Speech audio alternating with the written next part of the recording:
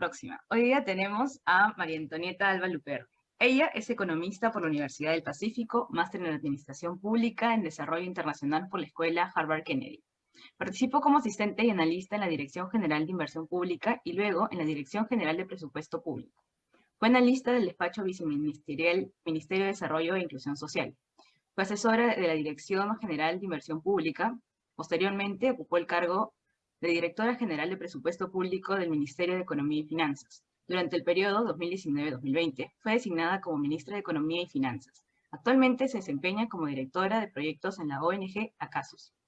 ¿Qué tal? Bienvenida, Tony. La primera pregunta es, ¿cuáles fueron tus motivaciones que te impulsaron a dedicarte a la economía? Siempre digo que se nos pide que es muy jóvenes decidamos que queremos estudiar. Yo tenía claro que quería ser funcionaria pública, quería trabajar en el Estado y hay varias opciones, ¿no? Puede ser abogado, puede ser ingeniero, puede ser economista, pero vi que la economía podía darme herramientas muy útiles para ser funcionaria pública y además yo era buena en números, pero también me gustaban las letras, entonces la economía era un balance. Y bueno, y una vez que estuve dentro de la carrera, encontré toda esta línea de gestión pública, ¿no? Y ahí mis profesores fueron determinantes en que me pudiera ubicar con economía de las políticas sociales, economía de la educación, economía de la salud. Entonces creo que cuando yo hace 20 años ingresé a la universidad, a la Pacífico, no era tan común para los estudiantes de la Pacífico ir al Estado. Ahora creo que sí es mucho más común, pero en esa época sí fue fundamental la asesoría de mis profesores para encontrar la ruta sobre qué especialidades o qué cursos tomar en economía y luego entrar al Ministerio de Economía, ¿no? Yo entré al MEF en mi último ciclo de carrera. El contexto político y socioeconómico del Perú siempre ha sido complicado y en el 2020, que comenzó la pandemia, se agudizaron muchos de los problemas que ya tenemos. En ese contexto, asumiste el reto como ministra de Economía. Cuéntanos qué desafíos sientes que tuviste que superar como mujer joven en un alto cargo público. Sí, yo creo que luego de 2 años de haber estado ahí, he tenido espacio para reflexionarlo mejor. Quizás en ese momento ahí no tenía la perspectiva que tengo ahora, incluso luego de haber trabajado en países como Pakistán, donde el papel de las mujeres es difícil, ¿no? Yo creo que una tendencia que la vi a lo largo desde mi nombramiento y en momentos críticos es el hecho que las mujeres se minimizan nuestros méritos y se minimizan nuestras capacidades, ¿no? Y te cuento dos ejemplos muy precisos que fueron al inicio y casi al final de mi estancia como ministra de Economía, ¿no? Al inicio, cuando recién fui nombrada ministra de Economía, tenía 34 años y había un sector de la población que cuestionaba este nombramiento y las explicaciones que daban era uno que va a ser como la marioneta del presidente, no le va a poder decir que no. Eh, y ahí creo que no entendían que yo había sido directora general de presupuesto público y que hacías algo que haces como directora general de presupuesto público, es decir, que no, porque la gente siempre quiere más presupuesto del que hay. Entonces, una explicación era, ella va a ser la marioneta del presidente. Segunda explicación, ella está ahí porque es tal persona. Entonces, creo que esa minimización de mis méritos, de mi esfuerzo, yo en ese momento ya había tenido casi 10 años trabajando en el Estado, había tenido este puesto importante que es la Dirección General de Presupuesto Público, tenía una maestría en una de las mejores escuelas de gobierno del mundo. Entonces, y honestamente no estoy segura si haya habido ese cuestionamiento, si pones a un hombre con exactamente mis capacidades, no sé si alguien pudiera decir, seguro que lo han puesto ahí porque no va a decir que no. Eso fue al inicio. Y hacia el final, recuerdo clarísimo también, además de toda la complejidad que teníamos que lidiar por el COVID-19, esta segunda complejidad que era el populismo del Congreso, era brutal. De hecho, un periodista dijo que el Perú tenía dos pandemias, el COVID-19 y el Congreso. y tenían, o sea, me lanzaban dardos, ¿no?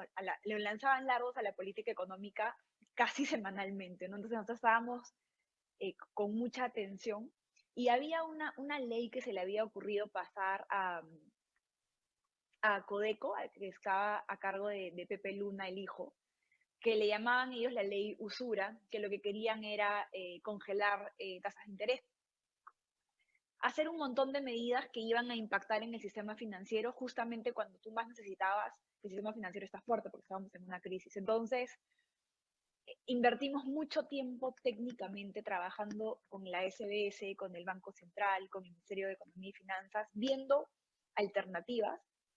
Y también invertí mucho tiempo en reuniones con congresistas, en tratar de entender cuáles eran las motivaciones, tratar de explicarles los efectos.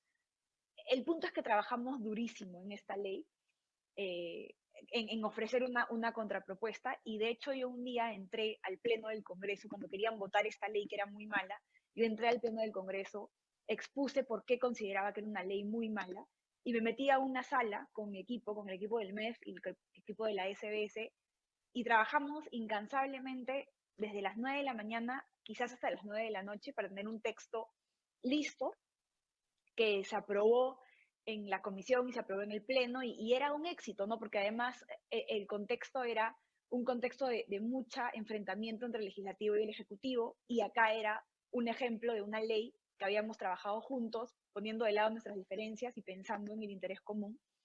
Y a los 2 días, cuando en una entrevista le preguntan al expresidente del Congreso, Manuel Merino, por esta ley que se había hecho en coordinación, su descripción, y esto, ojo que esto estamos hablando al final de mi mandato también como ministra, la descripción que dio era que efectivamente, que ahora la novia había decidido hacerle caso al novio. Eso era su explicación de la ley se había aprobado por sumisión, no porque habíamos trabajado durísimo. Entonces, esto te lo digo porque fue lo que pasó al inicio y al final. Entonces, esto fue transversal a lo largo de la posición en el MEF, y tuve momentos también muy difíciles. No sé si ustedes se acuerdan que se filtraron unos audios del presidente de Petroperú hablando muy mal de mí. Entonces, esos 13 meses estuvieron con diferentes grados de intensidad, ejemplos de lo que sufrimos las mujeres todavía todos los días en ambientes laborales, ¿no? Producto de la crisis sanitaria, las actividades del sector cultural, y hablando un poco del sector cultural, fueron desactivadas, tales como la producción de artes escénicas, visuales, entre otros. ¿Cuán importante crees que fue su rol en la reactivación económica?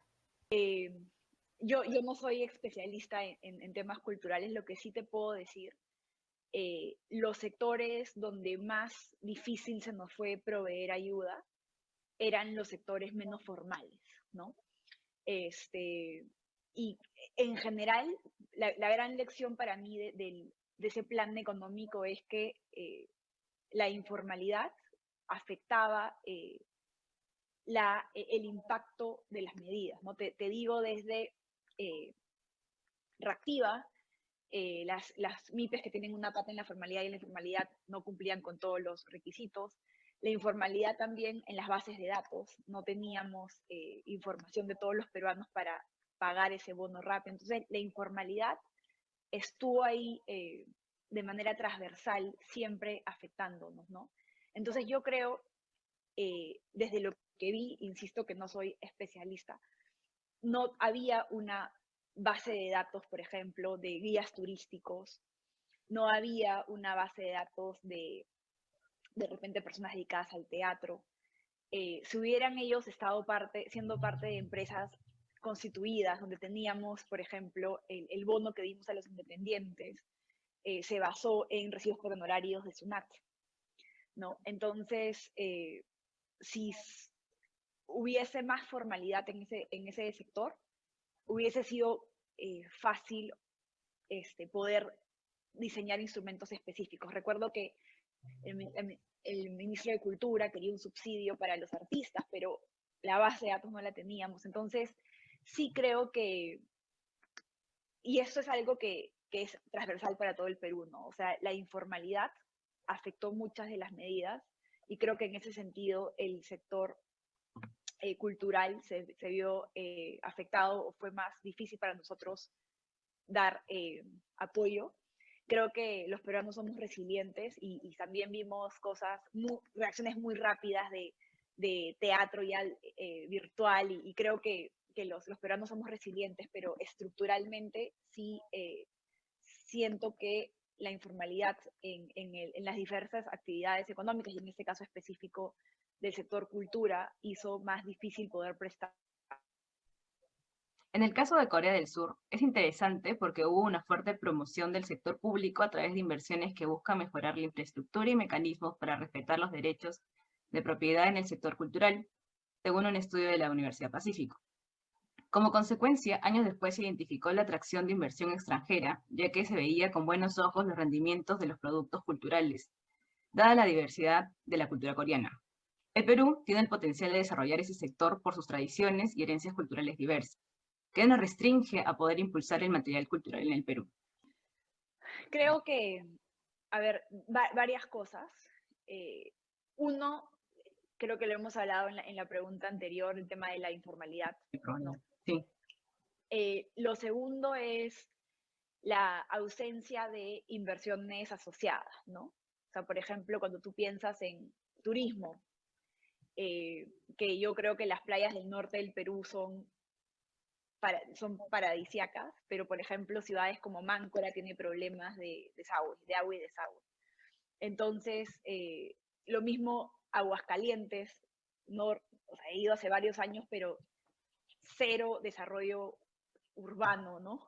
Entonces, creo que nos falta entender que cuando las inversiones en turismo o en cultura no son proyectos necesariamente propios de turismo o de cultura, construir un museo, sino el paquete de inversiones de esos sectores son inversiones complementarias que generan valor al entorno, ¿no? Entonces eso creo que definitivamente tenemos. Y luego la tercera línea, o sea, digamos que esta segunda línea es cómo traemos gente, ¿no? La tercera línea, entonces, informalidad, cómo traemos gente con inversiones complementarias, y la tercera es exportación, ¿no? O sea, nuestros consumidores de cultura no son los 33 millones de peruanos, tenemos que ver a los miles de millones en el mundo.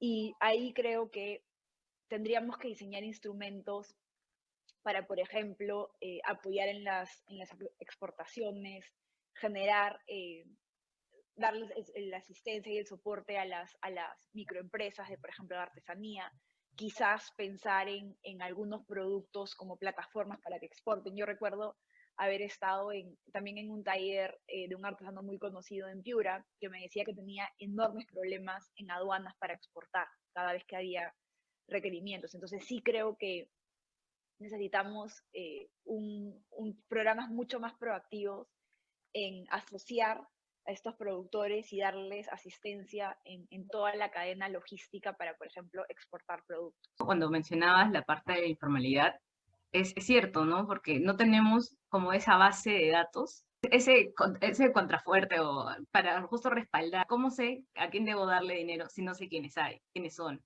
Sí, Entonces, sí. claro, justo la información, yo creo que es algo en lo que tú estás ahora trabajando, ¿verdad? Que trabajan a través de la data y así es como ustedes hacen estas asesorías. Bien. Sí. Nuestra siguiente pregunta tiene que ver un poco ya con los logros que has tenido durante tu carrera. ¿Podrías comentarnos algunos que sientas que han marcado tu vida hasta ahora? Sí, primero me gustaría referirme a los logros técnicos.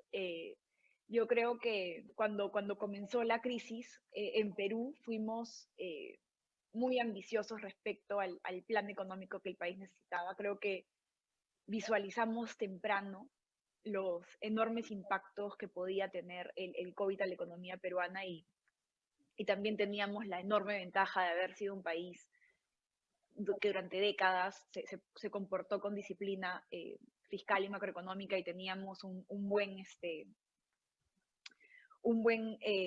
colchón de ahorros ahí en el Fondo de Estabilización Fiscal que pudimos desplegar. Entonces creo que haber sido ambiciosos, este plan económico de 20 puntos que el Fondo Monetario Internacional en marzo dijo que las medidas económicas habían permitido que la economía peruana se protegiera y pudiera tuvo el crecimiento que tuvo el año pasado, que fue de 2 dígitos, ¿no? Entonces creo que el plan fue bueno, pero obviamente eso no es solamente mi trabajo, para nada, es el trabajo de el equipo de personas del MEF y de otros ministerios que convocamos y que pudimos trabajar durísimo para implementarlo. Entonces yo creo que el plan económico, todo es perfectible, pero el balance de ese plan es muy positivo. Y entonces, eso me parece que se lleva las palmas de todos los esfuerzos que he hecho y de los que me siento satisfecha. La segunda línea tiene que ver con un poco lo que nos pasa a las mujeres que vamos abriendo camino, ¿no? Cuando eres una mujer que abre camino, son momentos muy, muy duros, enfrentas muchos obstáculos, pero hay una enorme satisfacción cuando sientes que tu sacrificio, tu esfuerzo ha servido para otras mujeres, ¿no? Y ahí un tema que no es tan visible, pero antes de ser yo ministra, fui directora general de presupuesto público a los 32 años, la primera mujer. Se criticó también mi nombramiento porque era muy joven, y fue durísimo, ¿no? Y debo confesarles que el día de mi nombramiento como ministra, el día de mi nombramiento como directora general de presupuesto, me moría de miedo. Me rodeé de un buen equipo, trabajamos duro, y creo que yo tengo esa anécdota para que ustedes sepan o sea, cómo es esto de romper paradigmas, ¿no? Una vez mi jefa, en mi segundo día de trabajo, me dijo, Tony, necesito que recibas al gobernador regional de X región, porque yo no voy a poder. Entonces, le dijimos al gobernador, tiene una cita con la directora general de presupuesto. Entonces, el gobernador, la secretaria me dice, el gobernador ya está en la sala.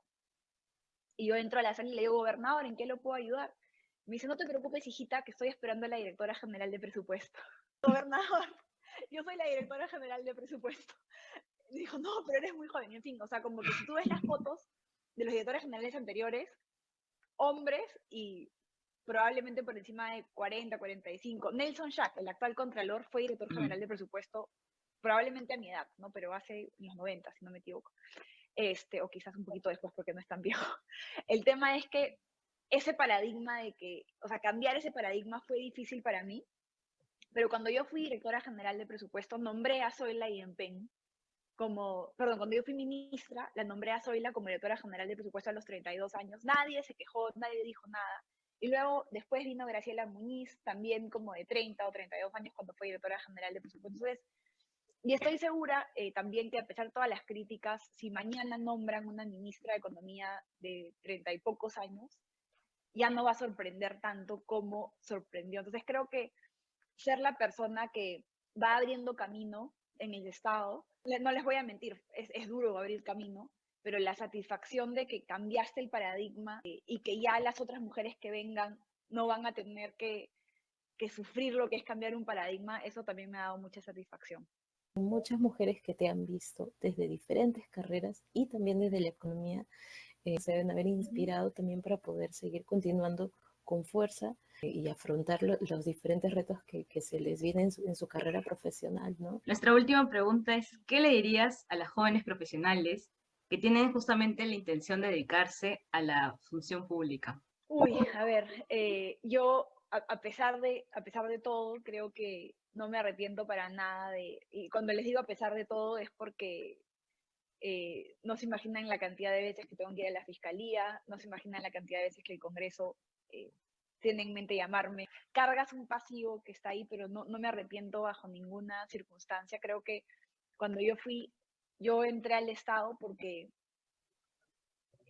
tenía la intuición que en el Estado se podía impactar a mucha gente. Y en mis primeros días en el Estado, en el Ministerio de Economía y Finanzas, cuando ves un proyecto hospital que va a beneficiar a millones de personas, cuando trabajas en presupuesto público y das recursos adicionales para la estrategia de violencia contra la mujer, para comprar más casas calientes, para luchar contra el friaje y las heladas. O sea, creo que es muy concreto lo que se puede hacer en el Estado para impactar a la vida de los demás. Creo, sin embargo, que una de las mayores complejidades que tenemos en el Perú es que no hay una carrera pública. O sea, no hay un camino claro para entrar al Estado. La hay, por ejemplo, para el Banco Central, lo hay para las reguladoras, para la SBS, pero en general para entrar al Estado no es tan claro el ingreso, ¿no? Entonces, ahí mi recomendación es que comiencen en áreas bien estructuradas, por ejemplo, en áreas de presupuesto, en áreas de inversión pública, donde son sistemas administrativos con las reglas claras, donde se puede informar técnicamente y además se trabaja mucho en equipo. Entonces creo que también tengo que decirlo, ¿no? Las decisiones que está tomando el gobierno son terribles para la poca institucionalidad que tenía el Estado. Equipos enteros han sido desarmados y creo que nos va a costar recuperarnos, pero hay muchos funcionarios públicos que estoy segura que volverían al Estado, ¿no? Pero sí quiero decirles que lo difícil es que el camino no es tan claro. Ahora en esta época está mucho más difícil, pero la satisfacción que te da el trabajo en el Estado, más que vale todo este esfuerzo, estas dificultades. Así que yo les animaría a si quieren entrar en el Estado, a entrar ahí. La posibilidad de impactar en la vida de las personas es muy grande. Y bueno, si ahorita los gobierno regional, municipalidades, creo que es posible aprender muchísimo en el Estado también, ¿no? Es una experiencia formativa muy, muy importante. Muchas gracias. Ha sido valiosísima esta información, sobre todo para todos las mujeres que nos están viendo, de repente personas que recién van a decidir qué estudiar o qué hacer saliendo de la universidad. Entonces, para ellas va a ser súper importante este mensaje. Muchas gracias, Tony. Gracias por estar con nosotras. Muchas gracias por la invitación. Cuídate. Chao.